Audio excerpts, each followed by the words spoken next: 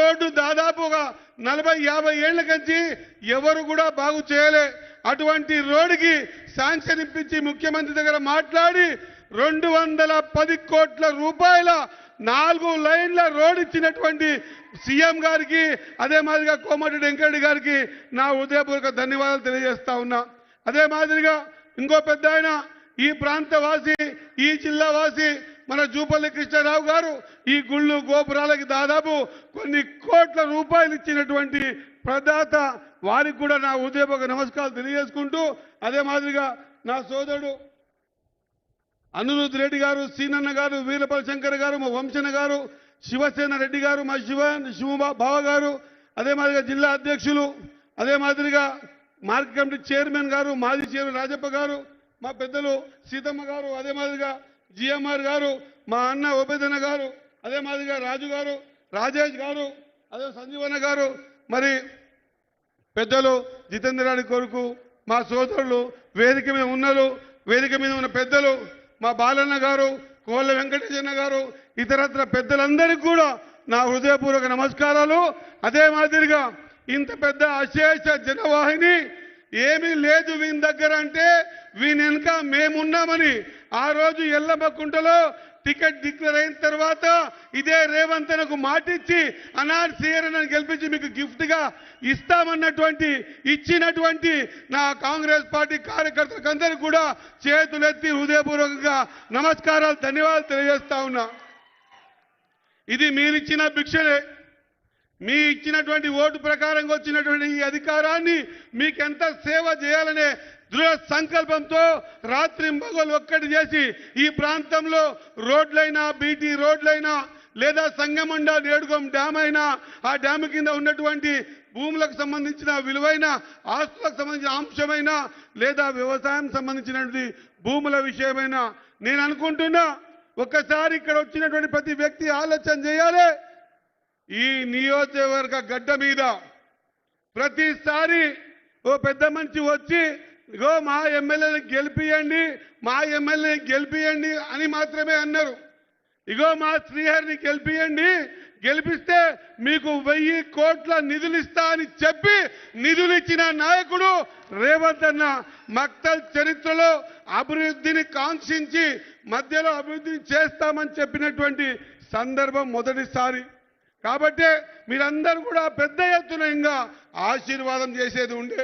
ఎక్కడో లోపం జరిగింది, ఖచ్చితంగా మనం దీన్ని అర్థం చేసుకోవాలి.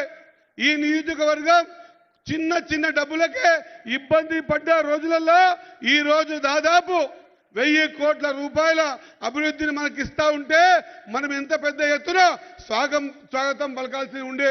ఒక్కసారి ఆలోచన చేయాలి. మనం అవగాహనతో బతకాలి.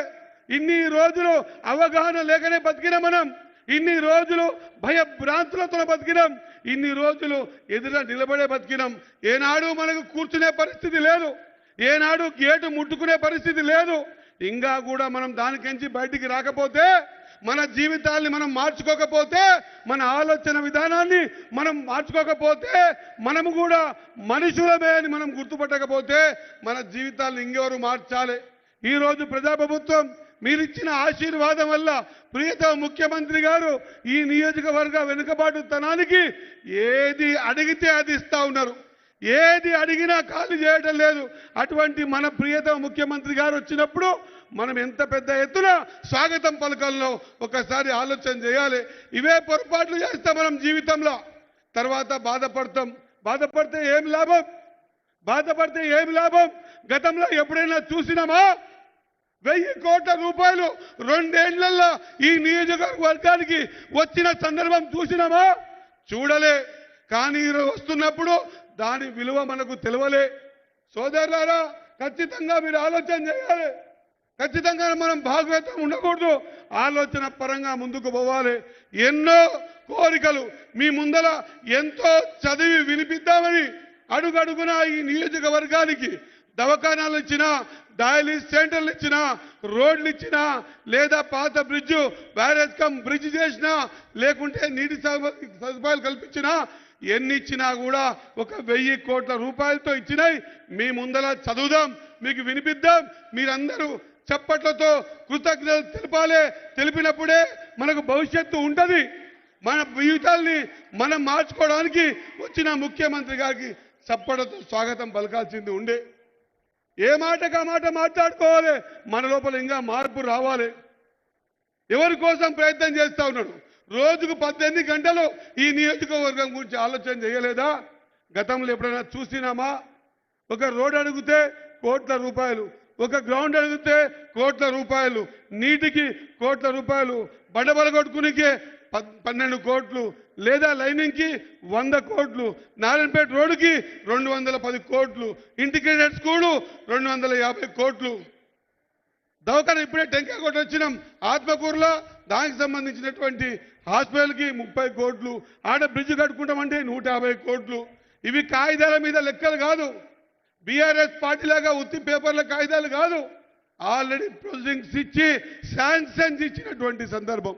నిజంగా కూడా మనసు ఈరోజు నేను నిజంగా కూడా టికెట్ అప్పుడు బాధపడలే. నేను నిజంగా కూడా కొంత మెజారిటీ తక్కువ బాధపడలే. ఇంకా ఇతరతో చాలా మంది నా మీద దుమ్మెత్తి పోసిన బాధపడలే. కానీ ఈరోజు ఏ పెద్ద తనంతో మనకింత సాయం చేసిండో ఆ పెద్ద మనిషి మన దగ్గరకు వస్తే ఈరోజు మీరు చేసిన ప్రవర్తన మనసు గాయమైందని మాత్రం తెలియజేస్తా ఉన్నా. ఇది మళ్ళొక్కసారి జరగొద్దు. మన లోపల మార్పు రావాలి. మన కోసం పనిచేస్తున్న వ్యక్తులు, ఆ వ్యక్తులకు మనం సాధారణంగా ఆహ్వానం పలకాలి. కాబట్టి ఇవన్నీ ఏం మాట్లాడకుండా దయచేసి మన కోసం అనునిత్యం ప్రయత్నం చేసి ఈ నియోజకవర్గాన్ని అభివృద్ధి బాటలో పెట్టాలని రాత్రింబగళ్ళు ఏకం చేసి 2 ఏళ్లలో 1000 కోట్ల రూపాయలు ఇచ్చినటువంటి హృదయపూర్వక పెద్ద మనిషి రేవంత్ అన్న గారికి నేను చేతులు మొక్కి నమస్కారం చేస్తూ ముగిస్తా ఉన్నా. జై హింద్, జై కాంగ్రెస్. నిరాడంబర నీరథి సామాన్య ప్రజాసేవ వారధి గౌరవ మంత్రులు వాకిటి శ్రీహరి గారికి ధన్యవాదాలతో సంస్కృతి సంస్కారం నుంచే వచ్చింది సాంస్కృతికం, పర్యావరణాన్ని కాపాడేదే పర్యాటకం అని ప్రతి వేదిక మీద చెప్పే గౌరవ మంత్రివర్యులు జూపల్లి కృష్ణారావు గారి శుభాకాంక్ష సందేశం. జై కాంగ్రెస్. ఈనాటి ప్రజాపాలన 2 సంవత్సరాలు పూర్తి